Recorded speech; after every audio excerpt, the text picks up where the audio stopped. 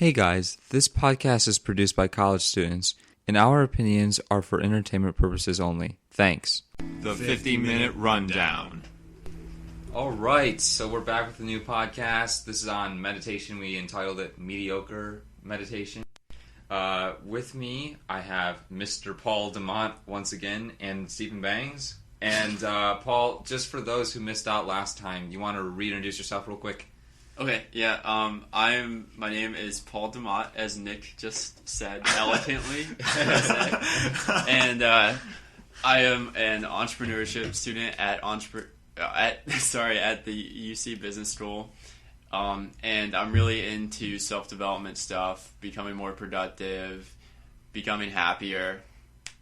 Yeah, who's not? Yeah, I'm totally who's for that not? too. Who's not for that stuff? For those who missed out, our product necessity podcast is the featured Mr. DeMont as well. So check that out if you want to hear more about him. But today we got a topic about, it seems like meditation, deep thought, Tolle. Just that I think sums it up. What do you guys want to jump into first? I guess we can just start talking about Eckhart Tolle. I discovered this guy late last year, and it dealt with a lot of different Eastern philosophy concepts relating to who you are, what your identity is. And these are struggles I've kind of had, and so it was nice just to have them boiled down to a single book. And so his story, when he was 29, he was very depressed, near suicide, and he had this thought, I can no longer live with myself. And this thought kind of tipped him over the edge because he realized, wait a second, there must be two of me, the I and then the self that I can no longer live with. And then he thought, well, maybe one of those isn't real. And so this kind of brought this realization that there's the observer and the thinker. And a lot of people get confuse themselves with the thinker, and that can lead to issues down the road. Okay, so in reality, they're the observer, but they think they're the thinker.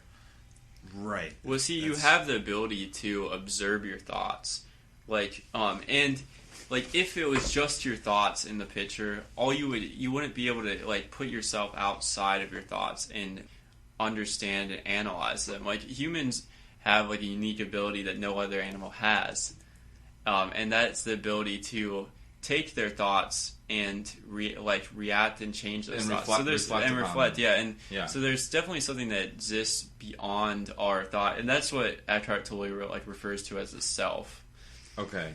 Now I don't want to get into an evolution debate. Yeah, we could get into a philosophical debate. Yeah, but I do think I don't think humans may be the only ones with maybe this what we would call recursive thought process, but maybe dolphins have it as well, but we just can't recognize it, or it's not as mature as the human recursive thought processing or something like that. I don't want to get into it, but so the point is that you identify yourself as being the observer, and because you can identify this thinking self within you, what do you do with that? Right. Well, I guess let's take some specific examples and look at it. Anxiety is a very common thing that most people have about different things. And so let's say that you're very anxious about heights or something, and when you go into a building, a really tall building that's really high up, you have these thoughts that circulate in your head, and you don't cause the thoughts to circulate. There's nothing causal about you creating this fear within yourself, but they start to circulate. You start telling yourself I might fall out, don't look down, things like that, and you're not actually causing these thoughts. They're actually kind of just flowing. I forget, some philosophers said that our thoughts are like water. They just keep flowing and they never stop. So you can take something like that, and let's say you're up at the top of the building and these thoughts are telling you to get away and stuff, but you can sit there and observe those thoughts and realize that those are just thoughts. Why do they have power over you? Okay, so you're saying all these different fears emerge from your first fear of being really high up. Yeah. And instead of having them run through your mind over and over again, which increases your anxiety, yeah, you just say, why am I even having these fears in the first why place? are you giving so much power to these reoccurring thoughts that just happen naturally without, you're not actually even causing these thoughts. They're just habits. You have very habitual thoughts. so why are they controlling you? Why are they stopping you? They're just little impulses in your head that are telling you not to do this. And when you act as the observer, you can kind of step away and just realize that it's just a thought in my head. It's nothing more than that. It's not something. Well, I guess you could say it's something real, but there's really no danger to going up to that building, right? To the top of that but building. I mean, some of those thoughts have some ground-based fear. Like, for example, well, the building might collapse while I'm on top of it, or something like that. Yeah, it's really like unlikely for that to happen. But right. It's not like you're just making this thought out of thin air or something. There's some. Yeah, this could happen. It has a lot of times people's anxieties are irrational in our modern society. People suffer from anxiety, but anxiety's main purpose is to help you escape maybe like a tiger or something like that. These thoughts automatically come in order to save your life. But in our modern society, it's not like your life is on the line all the time. But our brain hasn't evolved out of this thought process. And so in situations where there really is no danger, your anxiety shouldn't control you. You should be observing your thoughts and recognizing that they're just thoughts and there really is no danger. And that's something that you can do by, we'll get into meditation. Okay. Some statistic like 80% of your thoughts aren't necessary or aren't helping you, and they're just repetitions. That would explain why I never got a good date.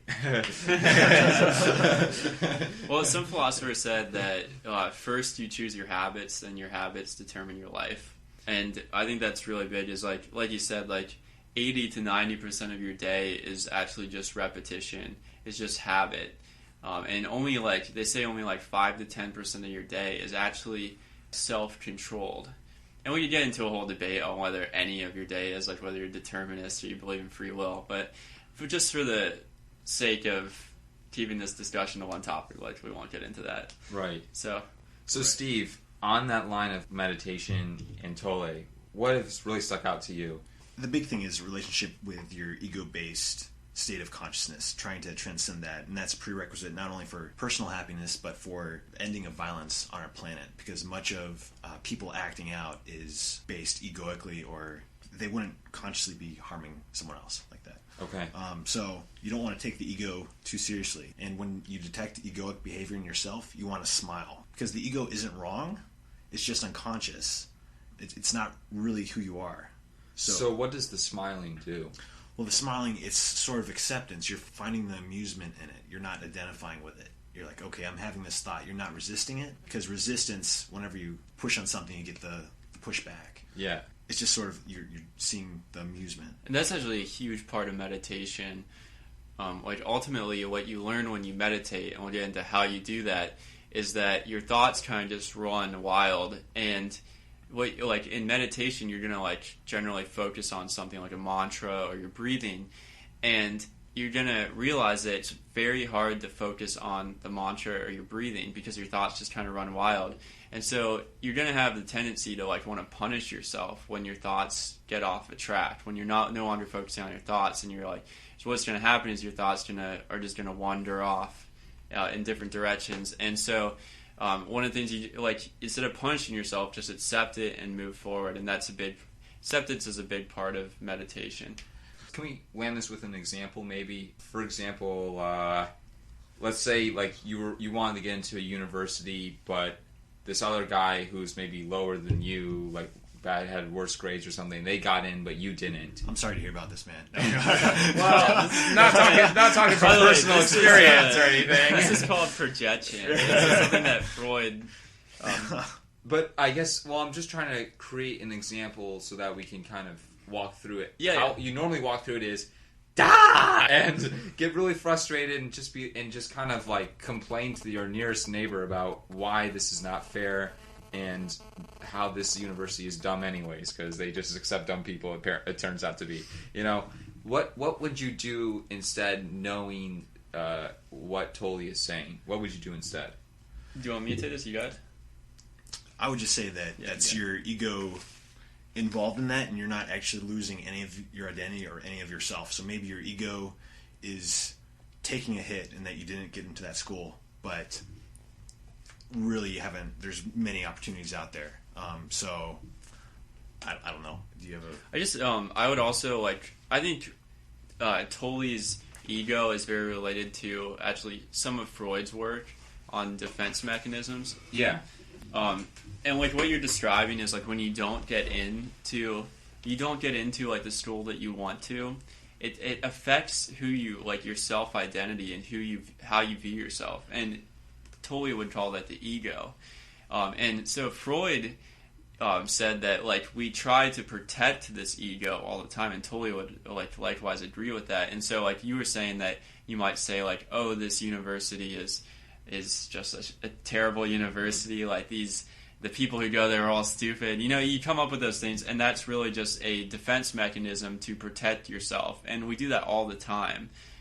We come up with reasons why we didn't do this and that, and there really is no need. Like, we are fine how we are, and I think like we just need to accept ourselves. We don't need to have a material criteria in order to be happy with ourselves.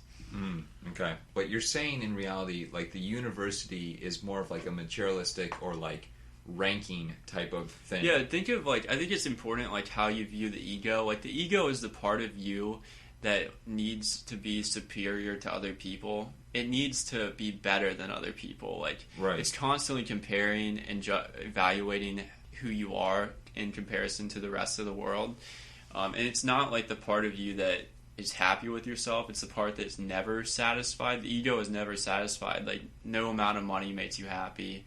No college grade makes you like permanently happy. Like, it always needs more and more. Right. You get into like one level and then you kind of are happy for a little while, and then you want to jump up to the next step, and you're not happy until you reach that next step. Yeah, and that's like the ego controlling your life. And a lot of what Tolle is about is, you know, observing the ego and its effect over you and separating yourself from it, but at the same time accepting that it's there. Because actually acceptance is huge, because if you continue to fight the ego, you're really just kind of fighting, you're trying to just growing the ego. Like, you're trying to like, I'm a better person than other people because I am fighting my ego. But then that's your ego speaking. Right.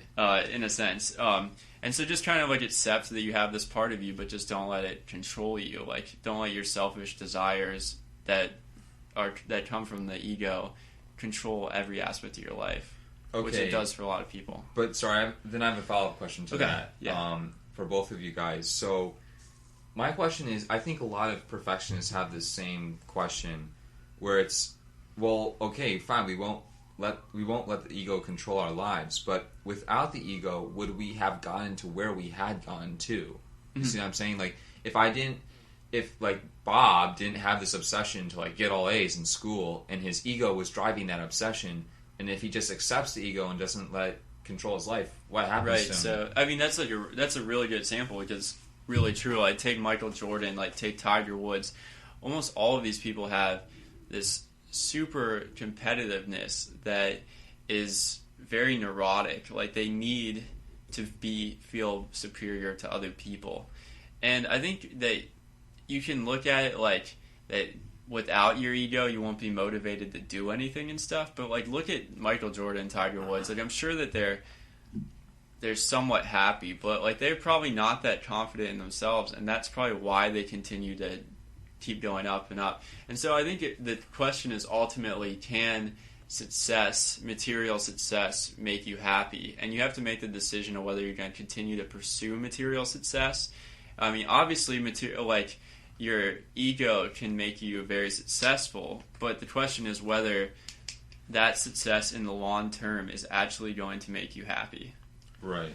One thing I'd say about like a top performing basketball player, I think at some level maybe some people are driven by ego, but it could also be search for mastery or on path definitely. of That's mastery. a good point. Yeah. So getting into a flow state. So they're searching for perfection just because of their love of the sport. And so that's one way you can excel and do many things, is if you actually get into flow state where you're not saying, okay, how will this make me look, or doing it for ego-based reasons, but just because that is your pure doing. Because you love it. Like, there's such thing as being highly successful because you love it. And that's the only way I think people should do stuff. They shouldn't do stuff because they want money in their pocket. Because everybody can find something that they love. It's really challenging for some people, but love is like a better motivator than neuroticism, I think.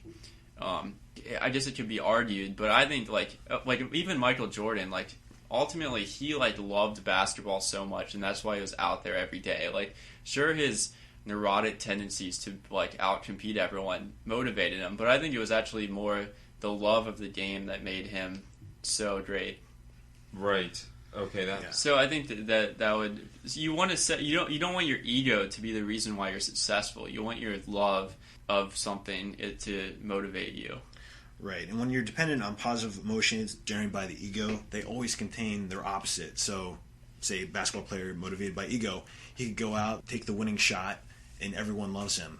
If he misses that, then he experiences the equal horribleness of loss. Yeah, that's a great point. So when you're in more process-oriented and flow, it's kind of like you just can't ever, the ego can never be satisfied. Like, no matter how great you are, like you become, like you win an Oscar or something, your ego is always going to want those moments back because you can't always have them. And it's going to just be constant unsatisfaction. It sounds like a celebrity, like almost like a celebrity too. Like you get one hit show and you want to become even more famous, and you start doing stuff, different things to get attention, like wearing certain outfits. I mean, it's really common among celebrities, and that's their ego, not the core part of them. And it actually, really interestingly, the ego, I guess, is kind of a ambiguous term because a lot of people use it to mean different things. Okay. But the mechanism of the voice in your head, which is often referred to the ego, has actually been, they've completely silenced it under certain drugs. Like, they can give people certain drugs and it completely silences their ego, and apparently the experience is really gratifying, and people learn a lot about themselves now. But I wouldn't recommend it at all. It's probably incredibly dangerous and bad for you, but we're not recommending that. We're not recommending it, but I think it's interesting that just they're the kind fact of able to do that. Happens. They're able to shut it down, with medication. Wow. One technique that Tolle recommends is if you can consciously allow for the diminishment of your ego when it happens without trying to restore it, this is a real chance to experience something interesting. So you want to be aware of it, what it feels like for this diminishment. And it might first be uncomfortable, but then after a couple moments you might sense this inner spaciousness that feels intensely alive. And if you can remain non-reactive, you might have this realization that nothing real has been diminished, and through becoming less, you actually became more. This allowed you to have a different insight. But I guess, I'm not gonna lie, this would be really hard for me to actually do, I think, because I feel like almost my value system is kind of based upon things that make you different than other people. Yeah, and that's actually kind of the problem of our society, is that almost everybody does that. And it's not you can't reach a fulfilling state when you base your identity on your comparisons to other people. It never ends, because you're going to meet new people that are better at this and that than you. But someone who's really gotten rid of their ego can be happy with themselves and confident in themselves, which actually arguably produces a person that will have a lot of influence on other people. I think a person without a big ego, who's not self-obsessed, really stands out, and it consequently people become very successful who kind of diminish their ego, because people really like those type of people. Right, but I guess my question is, where do you draw, not to be too direct, but where do you draw your value if you're not getting it from your ego? Do you see what I'm saying? If the ego feeds so that you either are gaining some sort of material possession or achieving some goal, and if you're just accepting that, there must be something bigger. What is that? I think that's the perfectly logical conclusion that you would come from it, that there must be something else besides your ego that can make you happy. And that's where I think it's really important to differentiate self-esteem from the ego. Ego is the way you, when you feel good about yourself because you're better than other people. Self-esteem is kind of this innate quality that all people have. And when you're younger, you base a lot of your stuff more on self-esteem than your comparisons to other people. And self-esteem, I just think we could get into the philosophy of it, and I don't know if I could prove that it exists, but I think it's just an innate quality that people have before the world influences them too much. So you're saying self-esteem is the confidence you have you'll be able to achieve something. It's just kind of a good feeling about yourself and like realizing that you're a human being and that you have value as a person. You don't have to live up to society's expectations to have value. And I think like if you look at children, they very much show that quality, because I think that the ego hasn't really built up. I actually think adolescence is a period like where there's a big change from sort of self-esteem to ego, and that's why people have a really hard time. I think that's a good question, and I don't think you can prove that such a thing exists, but I think that there's people out there that are empirical evidence of it. Mm-hmm. You know, that show that, you know, you can never tell how happy someone is, but they exemplify these qualities, and it's not because they think that they're better than other people. It's because they just like love life and they love themselves for who they are. Yeah, so you're saying you get your value from the fact that you are a human being, you are a person, yeah, and it's not from the things or expectations society wants you or encourages you to live up to, that you can never fully achieve anyways. Yeah. So, you know, I think actually a great example of this was that I sent you that video where a model on TED Talk talked about how she had won the genetic lottery and how she has all the qualities that people admire in our society, but she doesn't like derive happiness from it. She just feels like she was incredibly lucky. But I think she's kind of making the differentiating between the ego and self-esteem. I mean, at the same time, I know there was other topics you wanted to talk about. Was there any tips on like meditation? Meditation, I found that I haven't been able to shut down my thoughts. So some people are able to sit down every day for 20 minutes and find some level of peace there. For me, I think to make it realistic, I need to do a shorter time and slowly introduce it. So maybe 8 minutes. And yeah, I think that would be a huge improvement to my life, just to get some perspective with that, because I am constantly caught up my thought train. So. And everyone is, you know, it's a problem that pretty much everybody faces. I think introverts even face the problem to a greater extent than extroverts do. Why do you think that? You know, I think that ultimately the brain chemistry of an introvert, they tend to be more internally oriented, internal thoughts. They can entertain themselves with their own thoughts. You know, they can think about this or that, and it makes them entertained. But I think an extrovert derives more from social interactions and what people say. Well, I mean, I think that's a good point. You know, because extroverts have this, they almost get energy. I feel like they're absorbing energy from other people. I think that's a really strong point.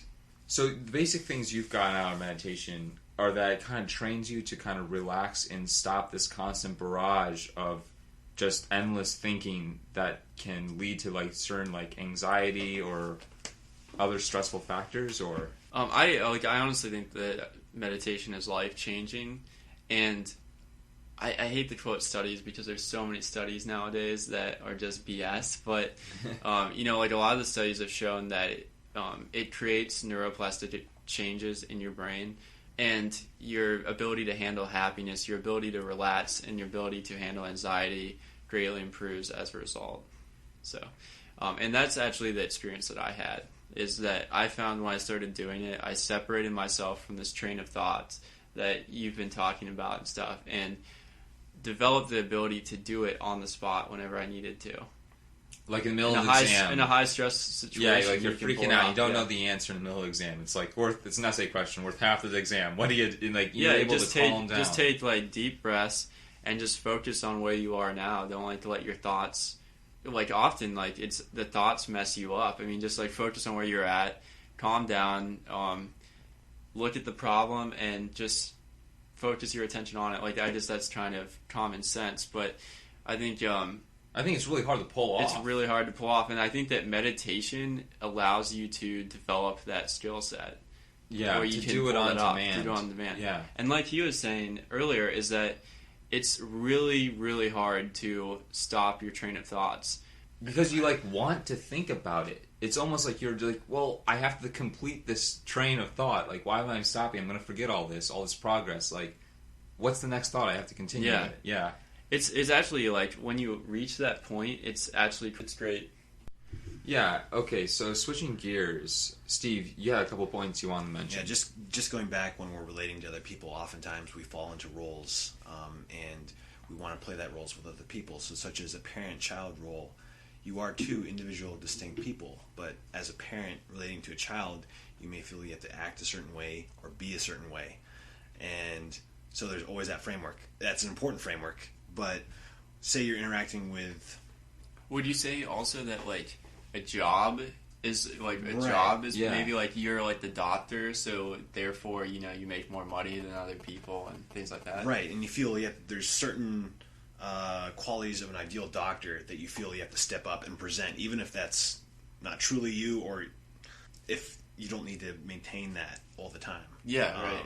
So, or you act differently in front of your girlfriend than you do your brother and sister. And then also other people kind of sometimes pick the role that you're supposed to play, and you often play that role. Right, you try and feed into it. He has a couple chapters on romance and the confusion with that.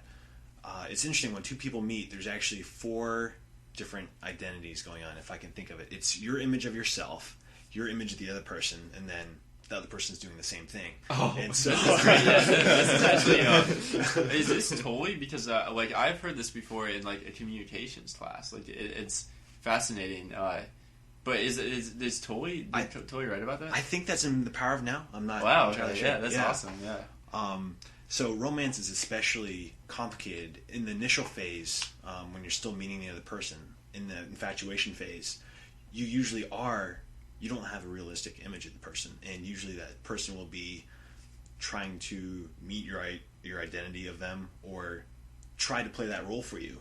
And so it's really hot and really intense, but then once long term, that's not sustainable. You meet the real other person, and that image crumbles and that role crumbles.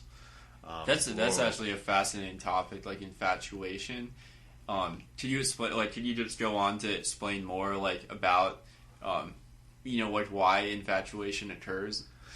Yeah, well, I've experienced infatuation. Yeah, seriously, I have too. I think that there's no. Me too. Don't leave me out. I don't think I've ever met someone in their life who hasn't had some person they're completely infatuated with who doesn't give a S. It's extremely painful because maybe this person is a great person and maybe they have a couple amazing traits, but then you take that and you project all these other things you would like them to have, what your ideal person would be, and then you filter everything through so that they light. have those. Yeah, they generate this sort of aura around them, and then I think the code name we're looking for is crush. Yeah, it's very similar to a crush. But luckily, you have a chance with a crush. These people you don't have a chance with. Yeah, continue. I'm just referring to the point where the other girl doesn't like you, but you just totally like her. And when you have a crush on someone, you do that filtering that you were talking about. Yeah, where they are perfect in every way, and you're unable to see their flaws. Yeah, and that's challenging for me because then when I'm around this perfect person, I can't act normally and stuff. So that different topic though. Exactly, that's a very big problem that a lot of guys struggle with for sure. Right. Yeah.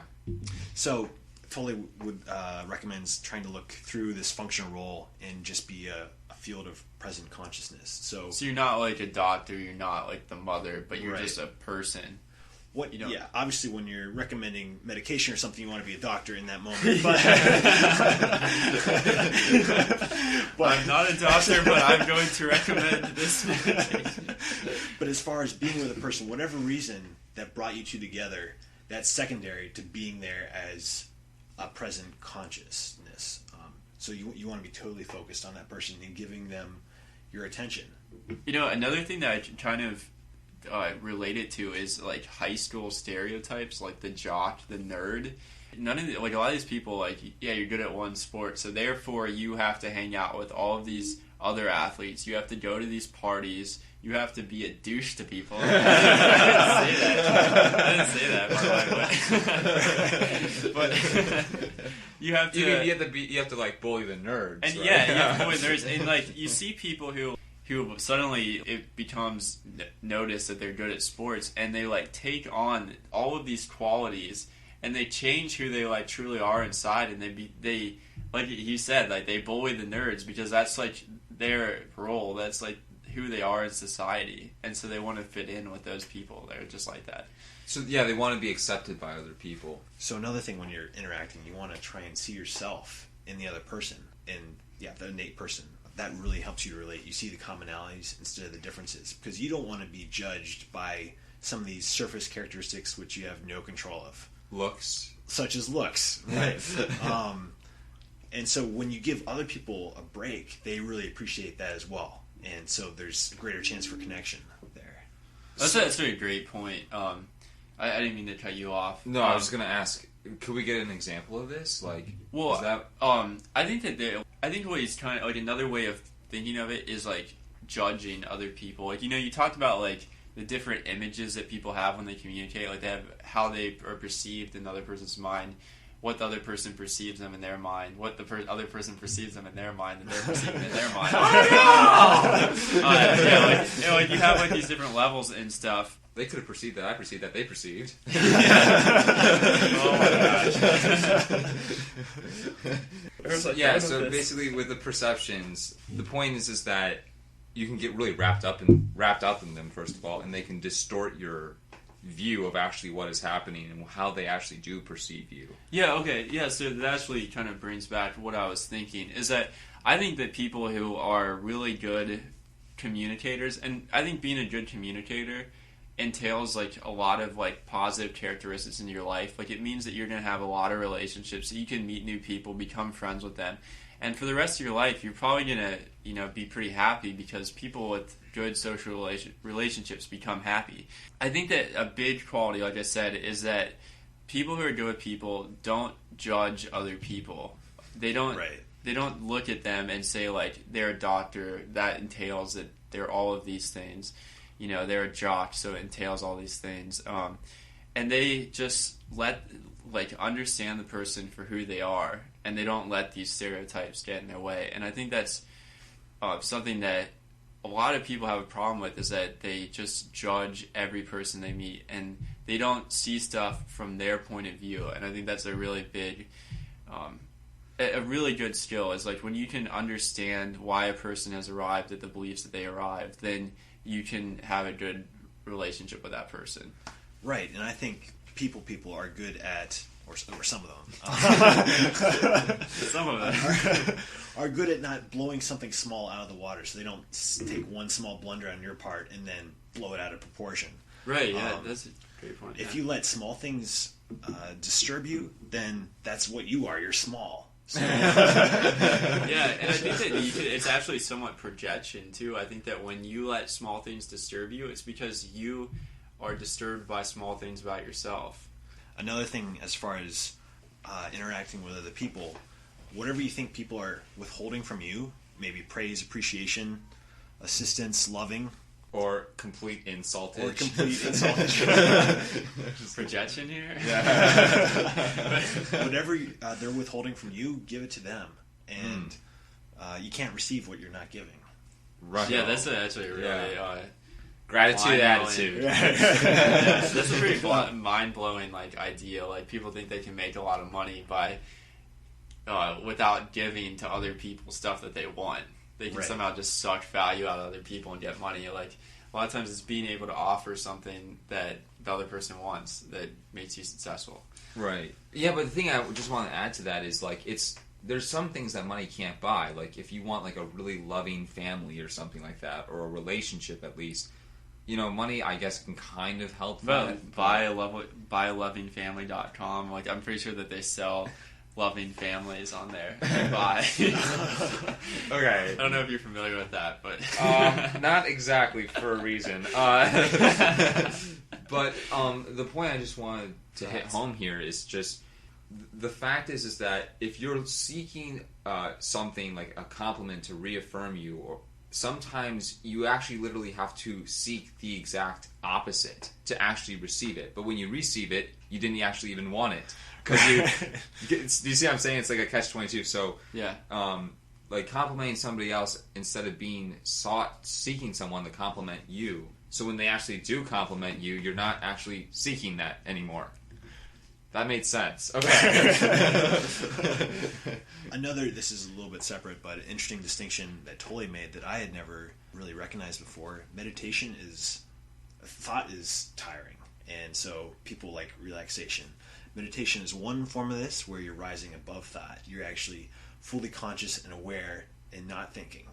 Most people find relaxation through watching TV or taking drugs. And when they do that, they're falling below thought. So for TV, you're actually letting someone else do the thinking for you. You're experiencing whatever some network is wanting you to experience, and they're projecting it on you. And just like drugs, your thoughts become less important or less significant, and you just feel happier because you're not thinking as much. So there's two different paths. So wait a minute, why do people? So you're saying like what makes TV and drugs so enticing is that people don't want to think. It's right. Yeah, I think that's a good point. It's a reduction of the mental chatter. The mental chatter like really stresses people out, and it's like anxiety. All it is mental chatter. It's not depression. All it is mental chatter. I mean, I don't want to like. Obviously, psychologists will say that like meditation can help someone because of a chemical imbalance or something, but the chemical imbalance causes these reoccurring thoughts, negative thoughts that then transpire into these bad emotions that cause the person to feel depressed. And so people want to escape their thoughts. Like like meditation, you feel this great sense of like peace because you kind of escape your thoughts temporarily. Just like you do when you're distracted by TV or doing drugs. Right. So that's why people, after a long day's work, they don't want to think anymore, so they go home and watch 4 hours of TV or whatever. That's their escape. Wow. Okay. Yeah, people are actually kind of tortured by their thoughts, I think. So, can you explain to me, how is meditation like? You described how drugs and TV are like below thought.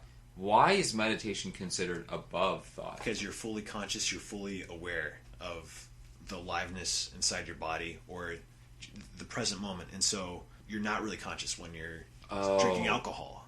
Right.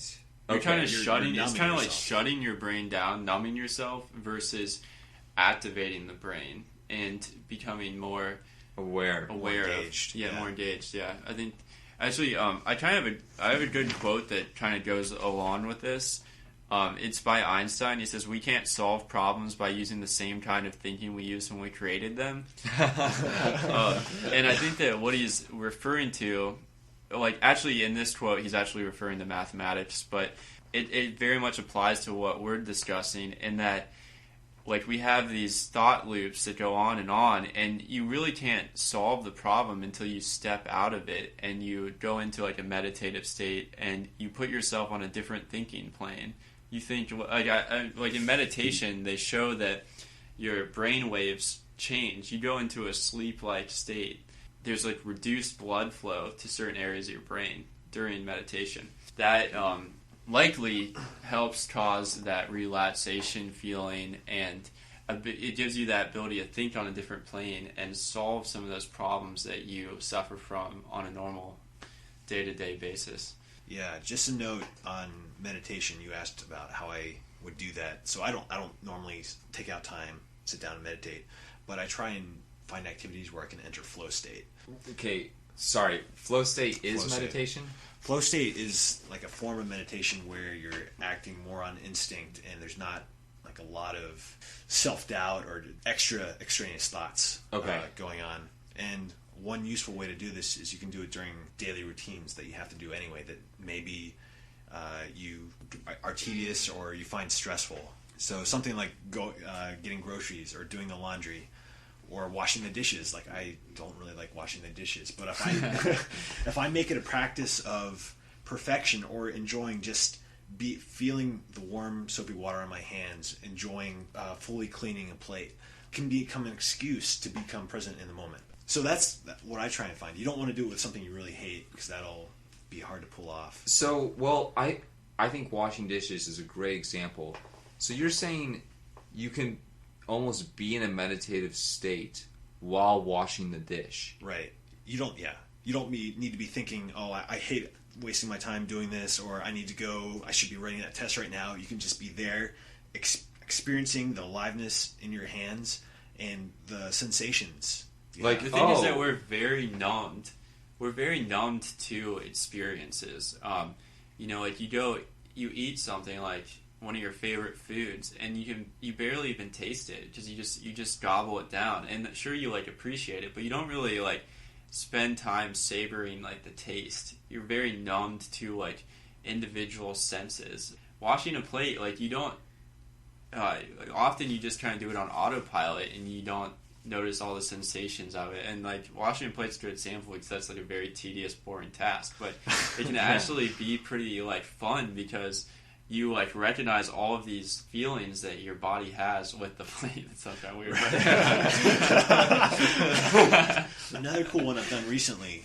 Some people even do it with earplugs, and you can only do this if you have good balance. But I turn off the light and go and take a shower and just feel. Wait, with earplugs of the on? water. Some people, I haven't done it with earplugs. I think it would be really cool. But you just in the darkness, feeling the shower, whatever experience your body is having with it, whether it's uncomfortableness or pleasure or whatever. Wow. Okay. That's crazy. So you guys are saying, because we've done these every single day, it's not a new experience, and so we're just so used to like eating like an apple or washing a dish or taking a shower, right? So that we don't really appreciate. We're so wrapped up in whatever else is going on that we don't really appreciate what we have at hand. Right. Yeah. You don't see the small things. So like turning off the light, that allows you to experience different senses that you normally wouldn't tune into. Right, because you no longer are focused on your eyes, on right. your visual. Right. Okay. And hearing, actually, I think hearing is a great example of this, and this is something like listeners can do too, is like, in any given like room, there's a lot of noises, but your brain blocks those out.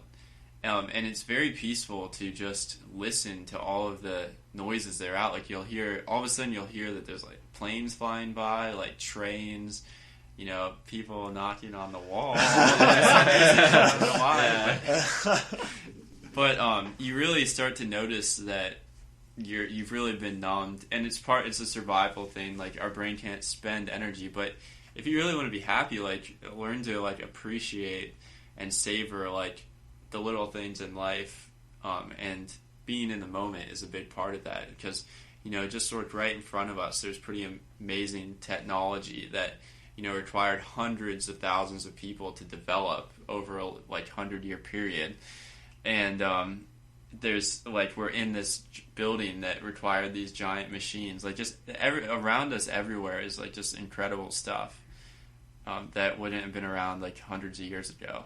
And so we can always appreciate it and learn about it. We're living at the greatest time to be alive. Like, really. Yeah. And that's definitely another discussion, but I completely agree with you. Yes. Yeah. Yes. Just another point. Eckhart Tolle says, if you're not living with if you're not doing with either acceptance, enjoyment, or enthusiasm, you're going to be creating suffering for yourself or others. So whenever you're doing an activity, you want to try and have one of those elements in there, or else there's going to be some force or some stress in there that's not going to be that you're going to radiate out and like influence others by. Right. Yeah, it's very true though. Like we're kind of social mirrors. Like the way that we treat other people is like the way other people treat us is often kind of a reflection on the way we treat other people. And so like just little things like you make like one author says that we have about 3 degrees of influence. So like you make your best friend happy, your best friend goes home happy to his parents, he's happy and it makes his parents happy, and then the parents are talking to a colleague at work and they become happy. So that's the 3 degrees. But just we make the world a better place when we get into this mode where we're just not like we're just constantly trying to outcompete other people, but like we just appreciate people for who they are and like the fact that they're right in front of us. Another opportunity to practice awareness is whenever you feel a compulsive urge, such as if you're quitting smoking or if you eat a lot and you're trying to cut back. Just take several conscious breaths and then be aware of that compulsive urge as an energy field inside of you. And don't make it a problem, but just take that as a call to become more aware in the present moment. And so it may fade for that moment, it may come back later, but that's just another instance where you can say, okay, it's time for me to be present. Yeah, it's kind of like what Paul was talking about earlier during the exam or something like that, when you stumble across something that stresses you out. But at the same time, it's like you're kind of becoming aware of what that impulse feels like. Because it really is just like you described it as an energy field, but it's really just this feeling inside of you. And when you become aware of it, you realize, like, how does this little impulse have so much power over me? And you can try to separate yourself from it. All right, well, unfortunately, guys, I think that's all the time that we have for today. Thanks for listening. You can check us out. We're more podcasts coming. So thanks again. 50-minute rundown. See ya. See ya.